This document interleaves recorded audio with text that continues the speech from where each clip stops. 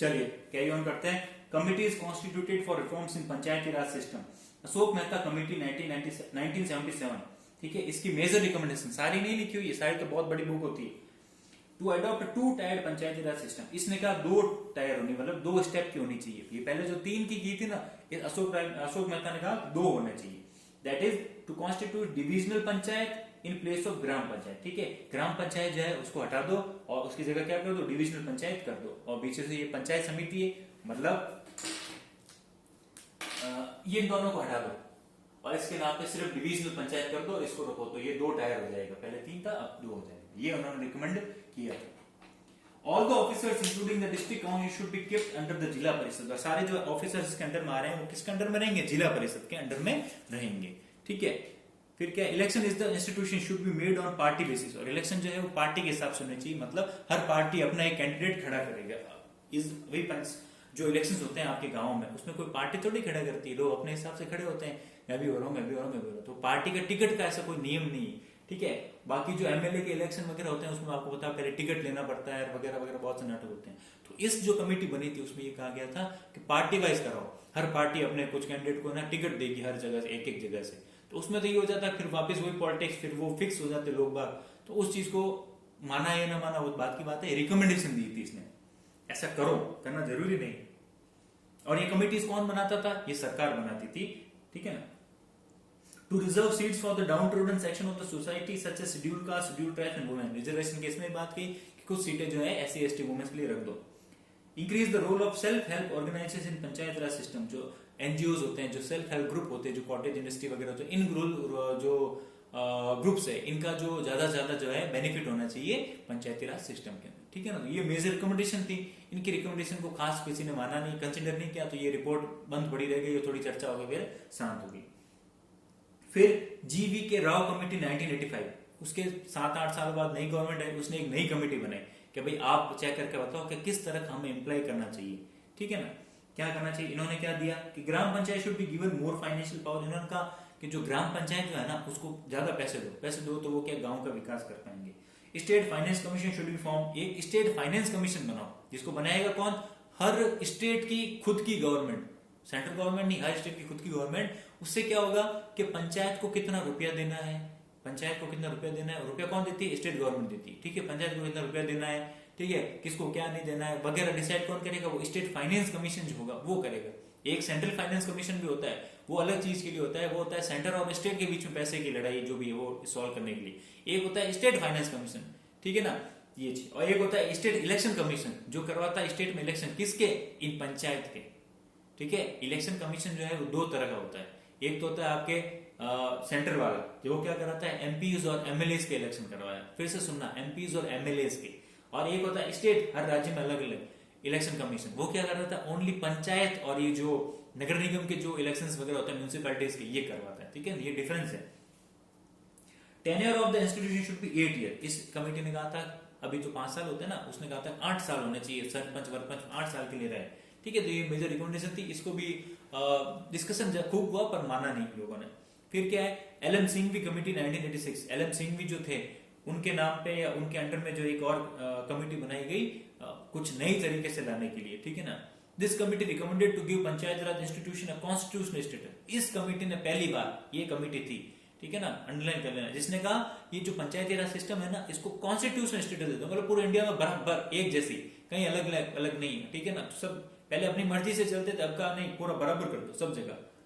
By the 64th amendment of the constitution, even the then central government made efforts in this line, but the bill could not be passed in the parliament. ठीक है, और इसी चीज को देखते हुए 64th amendment bill भी लाया गया। फिर से देखना, इसी चीज को देखते हुए, इस कमेटी को देखते हुए, रिपोर्ट को देखते हुए 64th अमेंडमेंट बिल लाया गया, ताकि क्या हो सके कि पंचायती राज सिस्टम को कॉन्स्टिट्यूशनल स्टेटस दे दे। पर मेजोरिटी नहीं मिली, पर बिल को मेजोरिटी नहीं मिली और सरकार से वो बिल पास नहीं हो पाया राज्यसभा से। ठीक है ना, लोकसभा पास हो गया था, राज्यसभा पास हुआ नहीं, तो फिर बस बात वही की वही रह गई, कुछ खास हुआ नहीं। फिर चल के वापस चल के जो है करीब आप देख लो ना 6, 7, 8 साल बाद जो है फिर से नया कॉन्स्टिट्यूशन अमेंडमेंट लाया गया 73 और 74। उस वक्त जो ये पास हो गया और पास होने के बाद आज तक बना हुआ है। आगे बात समझे। फिर क्या है, पी के थुंगन कमेटी 1988 में बनी थी। This committee also recommended to give this institution the constitutional status. और फिर ये दूसरी कमेटी थी जिसने कहा था नहीं कॉन्स्टिट्यूशनल स्टेटस दे देना चाहिए, कॉन्स्टिट्यूशनल स्टेटस दे देना चाहिए। ठीक है, उस सबको देखते हुए फिर 1992 में जो नई गवर्नमेंट आई उसके दिमाग में आया था ये ठीक लग रहा है, ये कर देते हैं। फिर उन्होंने जो है ये चीज की, क्या, constitution amendment. This amendment act was passed by the parliament in 1992 which came into effect on 24 अप्रैल 1993। ठीक है, पार्लियामेंट ने पास कब किया? 1992 में। प्रेसिडेंट के सिग्नेचर होते होते और इम्प्लीमेंट होते होते, फंडामेंटल इम्प्लीमेंट होते होते जो है इसको 2-3 महीने और लगे और 24 अप्रैल 1993 से जो ये माना जाता है कॉन्स्टिट्यूशन अमेंडमेंट बिल पास हो गया, मतलब अब कानून बन गया, बिल जो था कानून बन गया। इसीलिए जो है 24 अप्रैल, क्योंकि उस दिन लागू हुआ था, इंप्लीमेंट हुआ था, तो 24 अप्रैल को जो है पंचायती राज दिवस भी मनाया जाता है। पंचायती राज दिवस जो है कब मनाया जाता है? 24 अप्रैल को। The Joint Select Committee, which was formed for this act, was presided by Mr. Nathuram Mirdha. Nathuram Mirdha जो है राजस्थान के बहुत बड़े नेता थे, उनके अंडर में ये कमेटी बनी थी जिसमें ये चेक करना था कि भाई इसमें क्या क्या चीज होगी। मैंने आपको याद आ रहा हो तो बताया था कि कोई भी बिल जब पार्लियामेंट में रखा जाता है उससे पहले एक सब कमेटी होती है, वो सब कमेटी उसको चेक करती है और उसको इजी करती है ताकि सारे लोगों को समझ में आ जाए। तो वो जो कमेटी थी ना उसके हेड थे नाथुराम मिर्दा। अब तो क्लियर हो गया होगा। He was the member of parliament from Rajasthan state। ठीक है, वो अलग बात है। This is why 24 April is celebrated as the पंचायती राज दिवस। ठीक है, ये मैं आपको बता चुका हूँ, इसने लिख दिया। फिर आता है मेन फीचर्स, इसके क्या क्या फीचर्स हैं जो अब पंचायती राज आजकल जो चल रहा है, जो इस टाइम 1992-93 से पास हुआ है। सबसे पहली बात है 3 लेवल ऑफ सिस्टम ऑफ पंचायती राज। 3 तरह के लेवल है, ठीक है, जो पहले भी थे और अभी भी नीचे अभी पढ़ा देता हूँ। 73rd Constitutional Amendment Act made a provision of 3-tier institutional structure for all the state. The structure adopted according to this rule in our state has been made clear with this chart। हमारे राज्य में कैसे चल रहा है देखो, village की बात है तो विलेज पंचायत है, सेक्शन और ब्लॉक की बात है तो पंचायत समिति या पंचायत कमेटी एक ही बात है, और डिस्ट्रिक्ट की बात है तो डिस्ट्रिक्ट काउंसिल बना हुआ है। ठीक है ना, तो पंचायती राज सिस्टम जो है इस तरह से आपके पैदा। और डिस्ट्रिक्ट के ऊपर क्या होता है? स्टेट पे क्या है? गवर्नमेंट है। कौन सी? State government. डिस्ट्रिक्ट के ऊपर तो कोई गवर्नमेंट नहीं थी ना, बस वही कमजोरी थी कि भाई डिस्ट्रिक्ट और जो तहसील है और जो गांव है उनमें कोई खुद की गवर्नमेंट नहीं है, खुद की सरकार जो खुद का फैसला ले सके।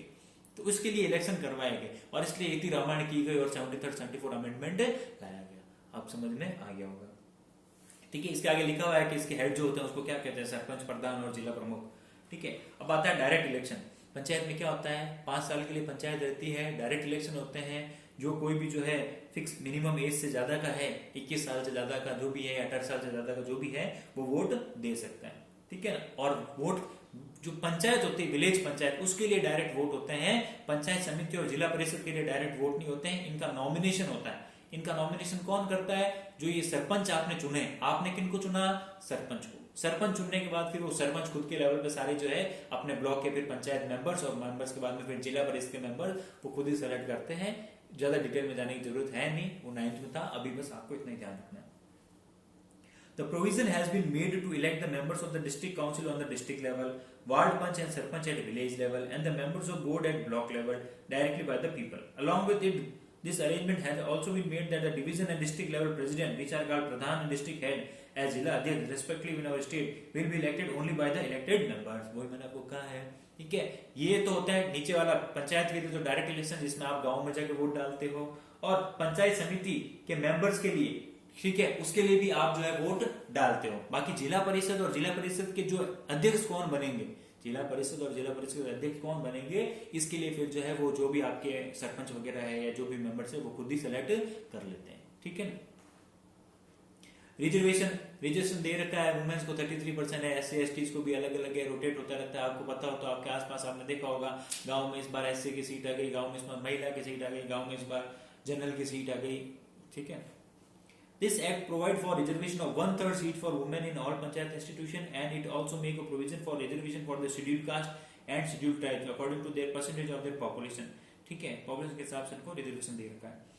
This act also authorizes state legislature that they can arrange reservation for backward class in these institutions। और भी कोई backward class हो, MBC, MPC, OBC, उनके लिए भी व्यवस्था कर सकती है। कौन? स्टेट की जो गवर्नमेंट है या स्टेट की जो भी असेंबली है।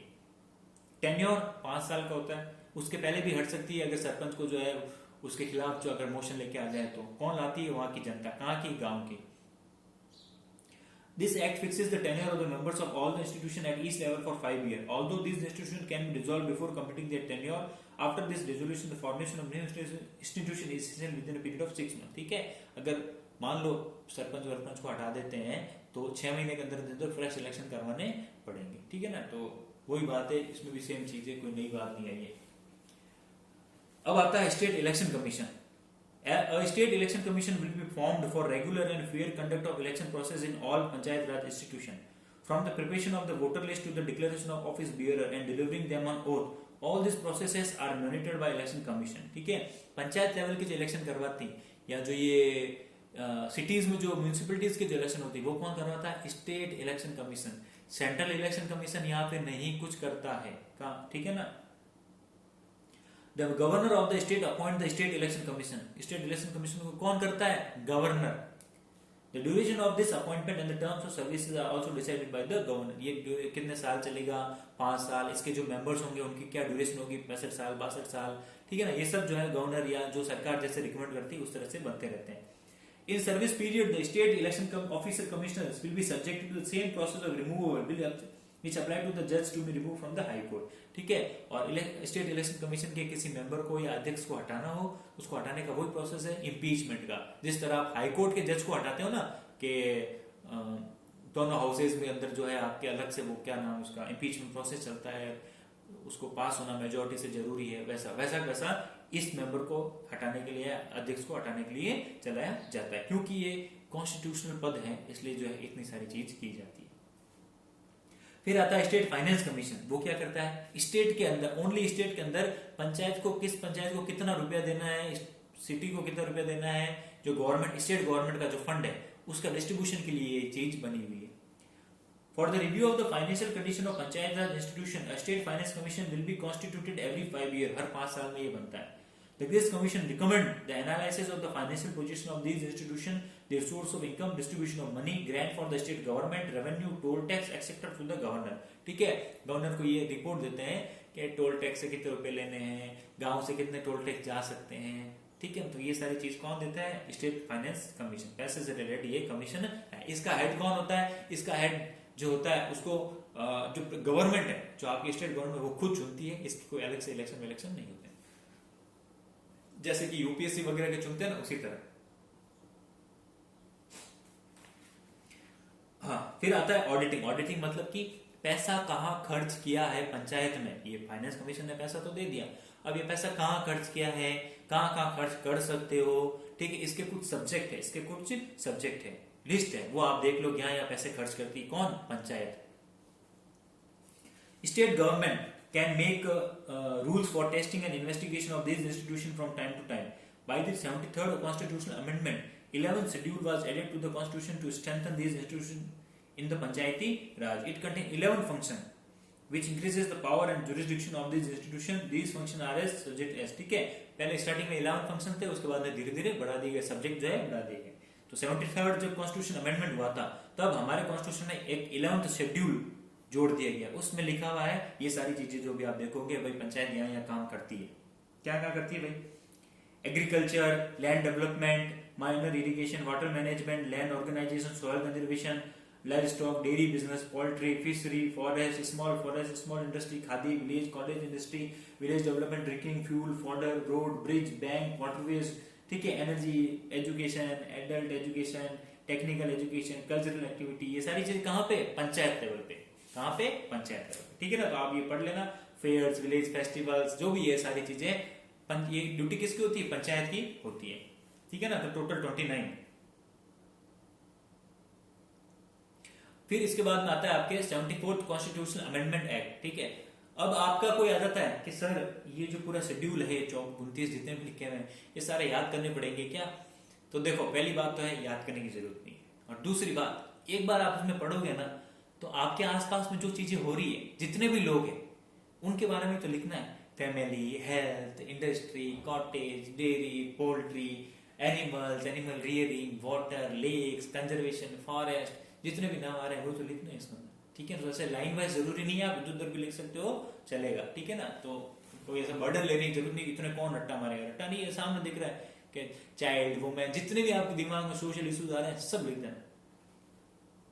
अब आती है जो शहर की गवर्नमेंट होती है, जिसको कहते हैं म्युनिसिपल कॉर्पोरेशन, ठीक है, अर्बन गवर्नमेंट जिसको बोलते हैं अर्बन गवर्नमेंट, वो होती है रूरल गवर्नमेंट, मतलब कि गांव की सरकार, ये होती है शहर की सरकार, ये होती है नगर निगम, म्युनिसिपलिटीज, म्युनिसिपल कॉर्पोरेशन, इसके प्रधान वगैरह होते हैं, आपके वार्ड होते हैं कि इसकी कॉलोनी में ये वार्ड नंबर ये है वगैरह वगैरह, ठीक है ना, तो वो वाली सेम है, सेम पैटर्न है, बस डिफरेंस ये है कि पंचायत गांव में होती है और ये सिटीज में होती है, बाकी इसमें कोई भी नई चीज नहीं है।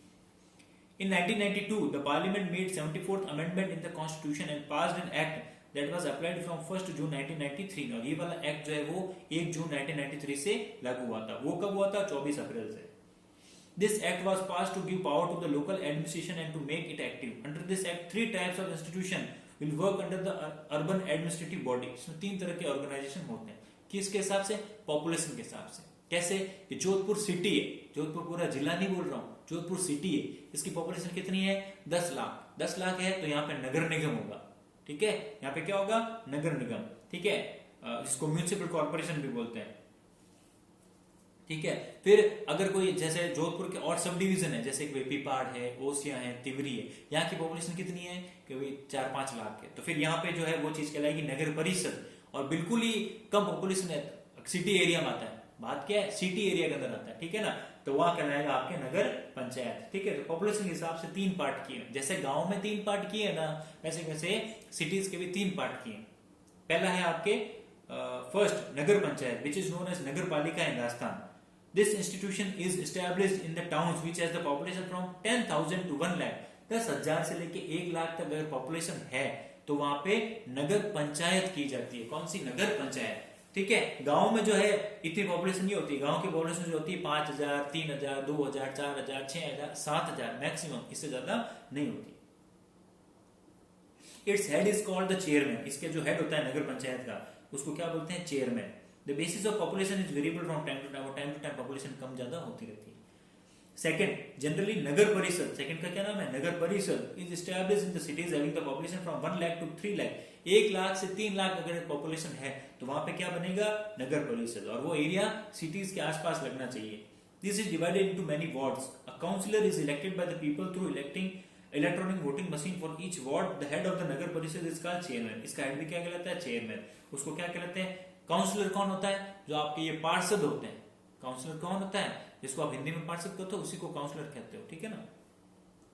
फिर थर्ड क्या है? Municipal corporation. जो मेट्रो सिटीज होती है बड़ी बड़ी, जयपुर, उदयपुर, जोधपुर, अजमेर, बड़ी है सिटी, जिसकी पॉपुलेशन जो है 10 लाख से ज्यादा है या 3 लाख से ज्यादा जो भी है, वहां पे क्या होता है? ये नगर निगम बनाया जाता है। Third, municipal corporation is established in large cities having the population more than 3 lakh. More than 3 lakh में कितनी भी हो सकती है। Its head is called mayor, और इनका जो हेड है वो क्या कहलाता है? मेयर कहलाता है, ठीक है ना। जिसको अपन क्या कहते हैं? महापौर कहते हैं, हिंदी में महापौर कहते हैं ना, वो mayor. He is elected directly और indirectly by the councillor. Councillor कौन होते हैं? जो आपके ये वार्ड के जो प्रधान, सॉरी क्या होते हैं? पार्षद, ये चुनते हैं जो भी आपका मेयर वगैरह है उसको, ठीक है। इसमें लिखा हुआ डायरेक्ट और इनडायरेक्ट। कभी कभी बॉम्बे वगैरह में क्या होता है? मेयर के इलेक्शन जो है वो डायरेक्ट होते हैं, जनता पार्टिसिपेट करती है। अपने यहाँ क्या होता है कि आप सिर्फ पार्षद को चुनते हो, काउंसिलर जिसको बोलते हो, अपने एरिया से। वो पार्षद आगे जाके जो है फिर मिलके जो है अपना जो भी होता है एक मेयर को चुनते हैं। तो वो इनडायरेक्ट इलेक्शन है, वो डायरेक्ट इलेक्शन नहीं है, ठीक है ना। तो अब तक मुझे अनुमान है आप डायरेक्ट और इनडायरेक्ट में समझ गए होंगे, ठीक है ना। तो कहा सारे में क्या दिक्कत? एक ही पॉइंट आ रहा है कि डेमोक्रेसी आनी चाहिए। तो इनडायरेक्ट और डायरेक्ट डेमोक्रेसी आ रही है, क्योंकि एक आदमी को आपने चुना, उसने जाके आगे चुन लिया, तो बात वही है, वो आपकी आवाज को रिप्रेजेंट करता है, आप में से ही वो एक आदमी है। Their tenure is generally for 5 years, but this electoral board can dissolve earlier than the fixed tenure. इनका जो ड्यूरेशन तो है मैक्सिमम 5 साल का होना चाहिए, पर उससे पहले भी ये गिर सकती है। क्योंकि अगर सरकार गिर जाए या मेंबर इस्तीफा दे दे या मेयर को हटा दिया जाए, XYZ बहुत सी चीजें होती है। जैसे सेंट्रल स्टेट गवर्नमेंट होती है, वैसी वैसी इस तरह की ये चीजें होती रहती है। हमें ज्यादा टेक्निकलिटीज के अंदर नहीं घुसना है, ठीक है।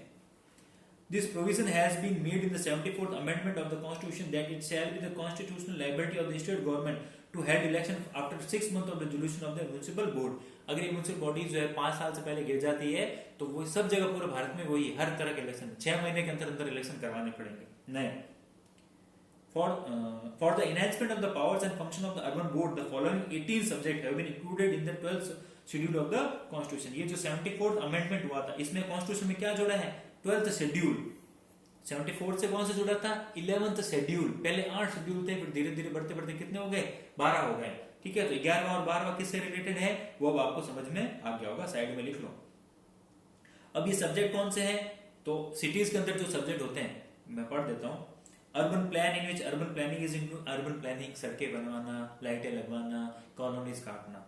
Land use regulation, building construction, building को परमिशन देना, घर को परमिशन देना, रोडें कितनी बनेगी, रोड बनवाना, सीमेंटेड सड़क बनवाना, सीवरेज बनाना। देखो मैं आपको ऐसे गिना देता हूँ, सीवरेज बनाना, ठीक है, लोगों के वेलफेयर के लिए काम करना, लोगों को राशन पहुंचाना, पानी पहुंचाना, आसपास अगर कोई ट्रीज वगैरह है उसको बचाना, ठीक है। और तो क्या, रोड हो गई, स्कूल्स बनाना, हॉस्पिटल्स बनाना, सैनिटेशन रखना, साफ सफाई रखना, लोगों की भलाई के लिए काम करना, एजुकेशन रखना, हॉस्पिटल्स जो है पीएससी वगैरह वो बनाना, एजुकेशन फेयर वगैरह करवाना, कल्चरल एक्टिविटीज करवाना, गार्डन्स बनवाना, ठीक है। डिफरेंट डिफरेंट ये जो अपने होते हैं ना प्ले ग्राउंड होते हैं ना, प्ले ग्राउंड टाइप, पास में ना ये मंदिर का ग्राउंड है, इस टाइप के ग्राउंड को डेवलप करवाना, पास में दौड़ने के लिए जो ये ट्रैक लगवाना, ठीक है। और भी बहुत डिफरेंट, देखो इतनी चीजें बता चुका हूँ। अब आप देख लो, ये पढ़ के मैं बता देता हूँ, जो मैंने कहा लगभग वही चीजें हैं। कहाँ गई? Land use regulation and building construction, policies related to finance and social development, road and bridges, water management for domestic, industrial and commercial purposes, public health, hygiene, cleanliness, garbage management, firefighting services, urban and forestry, environment protection, protection of the interest of the specific need of the society, slum improvement, urban poverty, to develop public garden, playground, cultural, educational, beautification aspect of the city, arrangement of burial site, burial मतलब ये सब जो जिन क्या कहते हैं वो कब्रिस्तान वगैरह जो होता है वो, ग्रेवयार्ड्स, इलेक्ट्रिकल क्रिमेशन, जो बिजली से जो ये समुद्रा वगैरह जो चलते हैं ना, ये सब बनाने का काम भी किसका है? इनका। ये arrangement of cattle quarantine centre, cattle जो है भेड़ बकरी उनको अलग से रखने की जगह है। Registration of birth and death, किसी की बर्थ का डेथ का सर्टिफिकेट इशू कौन करता है? नगर निगम वगैरह यही करते हैं या म्यूनिसिपलिटीज करती है। To expand the public facilities such as electricity, road, parking, buses, related staff etcetera. Regulation of slaughterhouse and hide industry, ठीक है, ये जो बूचर खाने वगैरह इन पे रेगुलेशन रखना वगैरह वगैरह। Beside these three level of urban local administration, some special agencies such as cantonment board, town area committee, notified area committee also work in Rajasthan, ठीक है। राजस्थान में इन चीजों के अलावा और भी ये जो छोटी मोटी काम करती, कहाँ करती? कैंटोनमेंट बोर्ड क्या होता है? जहां पे आर्मी का किसी भी सिटी में अगर बेस है तो उस बेस को रेगुलेट करने के लिए जो बोर्ड बनेगा वो बनेगा कैंट एरिया। आप बोलते हो ना कैंट एरिया, ठीक है। कैंट एरिया क्या होता है? छावनी प्रदेश। कैंट को कहते हैं छावनी प्रदेश, जहां पे भी आर्मी अगर किसी का, जैसे जोधपुर में है तो आर्मी का जो पूरा एरिया उसके लिए अलग से ही बोर्ड बना हुआ, वहां पे अपनी म्यूनिसिपैलिटी नहीं लगती है, वहां पे कैंट बोर्ड लगता है, वो उस कैंट के पूरे एरिया को रख रखाव करता है, ठीक है ना, तो बिल्कुल अलग है। फिर है टाउन एरिया, कोई स्पेसिफिक अगर सेक्टर बना हुआ है, कोई स्पेसिफिक टाउन बना हुआ है, जैसे metro city, mega city, cyber city, तो उसके लिए फिर अलग से बोर्ड होता है, ठीक है। नोटिफाइड एरिया कमेटी, जो इंडस्ट्रीज वगैरह होती है इनके लिए फिर अलग से बना हुआ है, वो इंडस्ट्रीज का जो एरिया है जैसे बोरानाडा वगैरह उसका डेवलपमेंट करने का काम करता है, ठीक है ना। तो ये बात है आपके राजस्थान में सब चीजों की। अब जो है आपके बच जाते हैं, क्या नाम इसका, क्वेश्चन आंसर जो है, मल्टीपल क्वेश्चन जो है मैंने देख लिए, कोई भी ऐसा नहीं है जो आप नहीं कर पाओगे, आप कर सकते हो, ठीक है। और वेरी शॉर्ट जो है वो भी आपको खुद को ही करना है, 1 से लेके 10 तक, ठीक है, 1 से लेके 10 तक। और इसके बाद में शॉर्ट आंसर जो है और लॉन्ग आंसर जो है उसको मैं देखता हूं, आपको जो है जल्दी से जल्दी प्रोवाइड करवाने की कोशिश रहेगी, ठीक है ना। तो आज तो नहीं, 2-3 दिन में आपको पता ही है, 4-5 जब मेरे को टाइम मिलेगा आपको सेंड हो जाएंगे ये। अगर कोई रह गया तो फिर वो स्कूल के लिए तब देख लेंगे, ठीक है। अभी आपका वर्क क्या है? एक तो एमसीक्यू जो है 9 तक वो करने हैं और वेरी शॉर्ट के 10 तक आपको खुद को करने हैं। फिर भी कोई प्रॉब्लम हो मुझे बता देना, मैं आपको आंसर बता दूंगा। बाकी शॉर्ट वाले जो है मैं मेरे अपने जो स्टाइल चल रहा है उसके हिसाब से आपको सेंड करवा दूंगा। तो यहाँ पे जो है अपनी सेकंड यूनिट भी कंप्लीट हो जाती है, ठीक है ना। और इसके साथ ही मैं ये कहूंगा कि इस पूरी 12th क्लास में जो मेजर पॉलिटी थी, इस पूरी 12th क्लास के अंदर जो मेजर पॉलिटी थी वो हमने एंड कर ली, वो हमने खत्म कर ली। अब जो आगे 2 यूनिट बची है पार्ट बी का, वो कुछ नहीं है। कास्ट क्या होता है, कास्टिज्म क्या होता है, कास्ट का डिफरेंस क्या होता है, पॉलिटी से क्या लेना देना है, जो अपन रोज देखते सुनते पढ़ते हैं उसी बारे में अपन को पढ़ना है, ठीक है। तो बाकी जो भी सब्जेक्ट है, कास्ट वगैरह होगी, ठीक है, क्रिमिनलाइजेशन वगैरह जो भी होगी, तो अभी इजी है, कोएलिशन गवर्नमेंट क्या होती है वगैरह वगैरह। साथ ही साथ फॉरेन रिलेशन हमको पढ़ना है, यूएनओ क्या है, हमारी फॉरेन पॉलिसी कैसी है, नॉन अलाइनमेंट मूवमेंट क्या है वगैरह वगैरह, ठीक है ना। तो अब इजी है, अब कोई टेक्निकल व्यू है ही नहीं। जो भी था वो 2 यूनिट में था, अब कोई टेक्निकल व्यू नहीं है जिसमें आपको समझने के लिए हल्का सा भी दिमाग लगाना पड़े। जो है वो है, आपके प्रेजेंट में कोई डिफरेंस नहीं है। तो अब आपको बिल्कुल घबराने की जरूरत नहीं है। जो मेजर पॉइंट था वो हमने जीत लिया है, हमने कर लिया। एक आध यूनिट जो है वो फर्स्ट पार्ट में रहती है जो पॉलिटिकल प्रिंसिपल्स की है, उसको जरूर है, पर वो पॉलिटिकल प्रिंसिपल जो भी है वो देखते हैं। अभी तो बहुत टाइम पड़ा है हमारे पास, जब स्कूल खुल जाएगी जुलाई में, मुझे लग रहा है जिस हिसाब से ये सारी चीजें खुल रही है, तो देखते हैं। अभी टाइम पड़ा है, नहीं तो करवा देंगे। स्कूल खुल जाएगी तो उसमें तो फिर फेस टू फेस ज्यादा अच्छे से हो पाएगा, ठीक है। तो अभी 2 यूनिट हुई है, फिर 3rd यूनिट है, 4th यूनिट है। पार्ट बी में जो है 2 हो गई है, 3rd और 4th जो है वो भी जून में हो जानी चाहिए। फिर उसके बाद में जो है मैं लेने वाला हूं आपके पार्ट ए की जो 4th यूनिट है, वो पार्ट बी को पूरा करवाने के बाद में पार्ट ए की जो 4th यूनिट है वो, उसके बाद तो स्कूल खुलेगी ही खुलेगी। तब हम जो है 1st, 2nd, 3rd भी ले लेंगे। और सब कुछ सही रहा तो जहां तक मेरा अनुमान है 15 अगस्त को आपका सिलेबस पूरा होगा। 15 अगस्त को जो है सिलेबस पूरा होगा। उसके बाद से हम बैठे ही हैं। उसके पहले भी जो होगा, अगर टेस्ट वगैरह लेने पड़ गए और कोई प्रॉब्लम वगैरह हो गई या क्या होता है, अभी कुछ प्लान कह नहीं सकते, ठीक है ना। तो देखते हैं। बाकी सितंबर है, अगस्त सितंबर ही हो गया आपके कोर्स हो जाएगा। बाकी तो अभी कल का कुछ कह नहीं सकते भाई। चलिए फिर मिलते हैं आपको नेक्स्ट यूनिट में, कल मिलते हैं, ठीक है ना। तब तक आप इसको पढ़ो, कोई भी प्रॉब्लम हो तो आप मुझसे पूछ लेना, ठीक है ना। बाकी इसके आंसर वगैरह आपको मिल जाएंगे, ठीक है। Thank you.